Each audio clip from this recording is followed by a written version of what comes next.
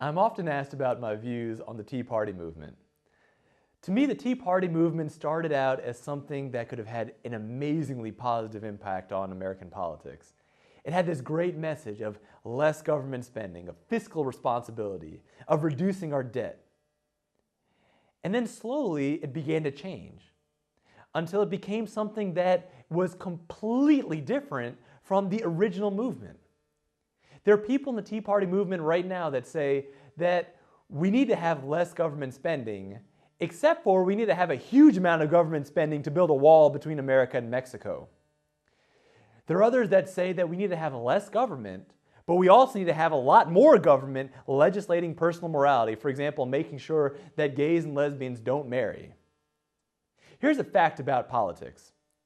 If we invite government into our bedrooms, I can guarantee you that government's going to find its way into our wallets. That's guaranteed. There are others in the movement that actually want President Obama to prove that he is actually an American citizen, as if there's a chance that they wouldn't have checked before handing him the keys to the White House. And there's still others that aren't worried about any of those issues, that are completely content with just taking an image of President Obama and painting it to make him look like the Joker from Batman, as if they were a bunch of 5-year-olds.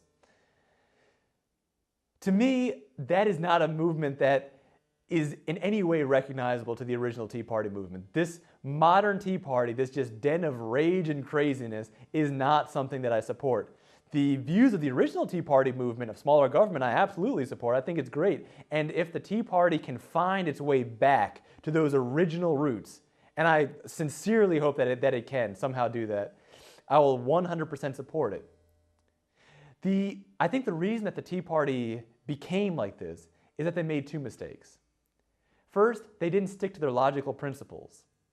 The Libertarian Party calls itself the party of principle, and that means something. That means we stick to our logical principles, and we don't let our logical principles get clouded by emotion. For example, I personally don't use any drugs. I don't drink, I don't smoke, I don't use marijuana. However, I don't see any need to use tax money to enforce my personal values on my neighbor. My neighbor's an adult and he is able to make his own decisions. The other mistake that the Tea Party made, besides forgetting to stick to their own logical principles, was that they fell into the trap of thinking that the enemy of my enemy is my friend. In other words, somebody that opposes a law that you also opposed, for example, the healthcare bill, that person is on your side. Now the problem is if that person happens to be a crazy person, he's going to make you also look like a crazy person. What the party leaders should have done is done their best to educate people, to say, look, we don't need to lower the standard of our discourse to the point of just painting stuff on images of the president. We need to raise our level of discourse and stick to our logical principles. That's what the Libertarian Party has done since its founding in 1971, and that's what the Libertarian Party is going to do for as long as it exists. I fundamentally believe in the values of smaller government. That means less government in the economic area and less government in social areas. I believe in keeping government out of our bedrooms. I believe in keeping government out of our wallets.